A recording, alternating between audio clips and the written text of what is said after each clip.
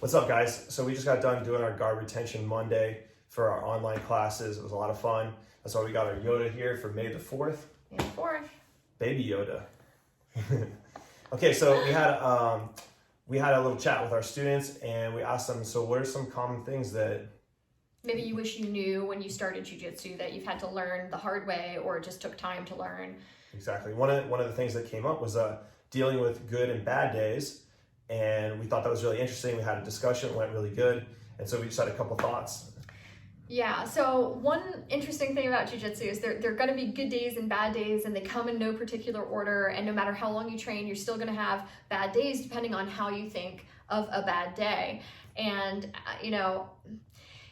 if you think of good days as being, you submitted somebody or you got the pass you were working on or the technique you were working on, you're gonna have a lot of frustrations because that's gonna be a hard standard for you to uphold to yourself.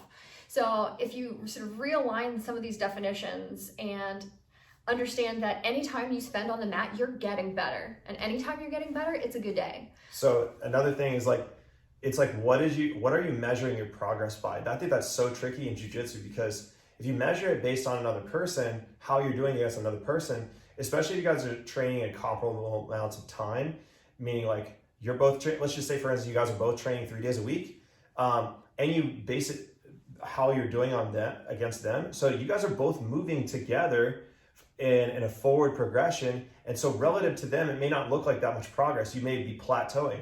So that's where it comes in. Like, I don't judge my progress based on another person. I judge my progress based on like how many techniques or ideas am I implementing that I wasn't implementing before?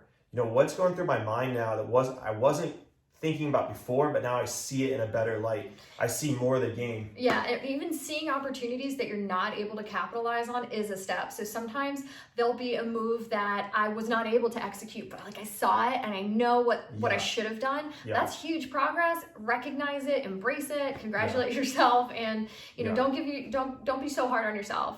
And you can take the human ego part out of it and just focus on the techniques and trying to improve your timing and how much space you created if you've lost a move. So I would just forget about trying to compare yourself to somebody else.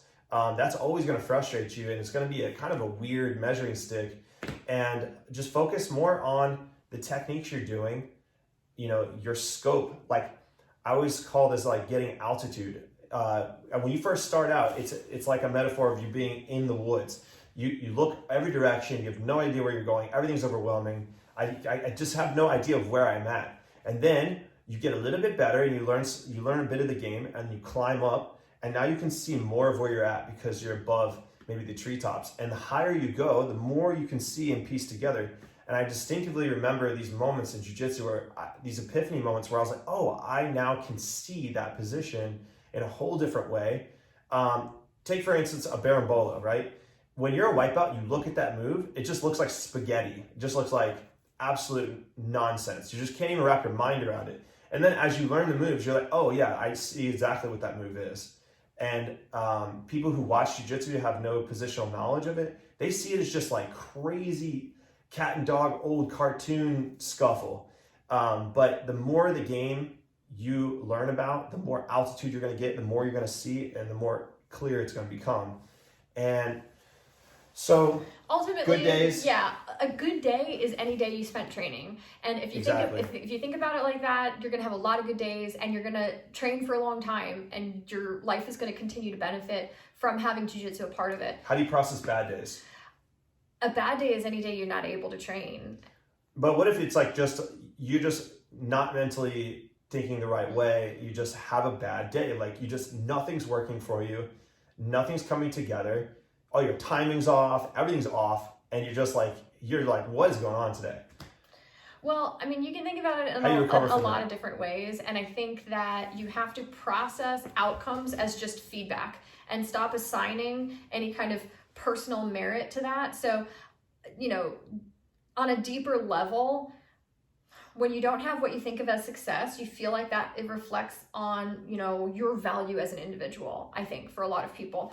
And like they get their self-image wrapped in it. Right, exactly. So if you separate these two things and process unsuccessful attempts as part of a larger process. I mean, like, didn't the Colonel knock down a lot of doors with his chicken recipe before someone would take his recipe? Right, exactly. But obviously made a big success out of it. But trial and error is part of what makes any great scientist great, and you have to go through that process. So you have to enjoy embrace it. the process of, you know, whether you use the metaphor of like you're a miner and you're just digging for gold nuggets, those gold nuggets of truth. And whenever you find a gold nugget of truth, it's exciting because you're like, oh yeah, this principle absolutely works. It holds up. And it holds up. So I'm just going to keep digging until I find another one, another piece of truth. Or say you're, you know, you're a scientist, you're just looking for something that's true, and you're doing research and you're introspective. So that's what I want to say. Turn the frustration, overwhelm, all these negative feelings into curiosity, introspection, and just, you know, get curious and have fun with the process of getting good at jiu-jitsu, and just take all that pressure off yourself and just take it day by day. Another thing, notebook. You know? Yeah, keep a notebook. It will not only help your reflective periods, but it will help sort of cement more clearly in your mind concepts that you're working on exploring and other aspects of jiu-jitsu that you want to understand on a deeper level. So you're always going to accept the fact that you're always going to have good days and you're going to have bad days. You will have them. So we still have bad days. Sure. We still have bad days, but I just accept it.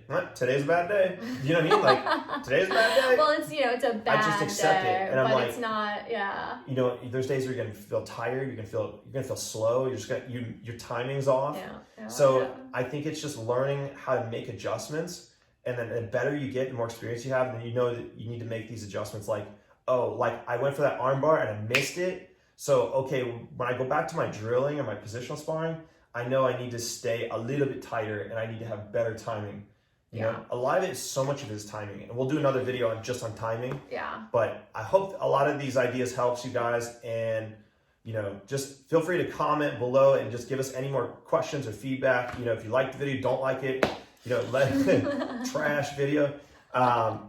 You know, let us know in the comments. We super appreciate you guys, and we're here to help. So we want to build this channel into something that gives back and helps. So, happy training, guys. Happy training. May the 4th be with you. As corny as that is. So, thanks, guys. Subscribe, hit the bell. Do the things. All right. Peace.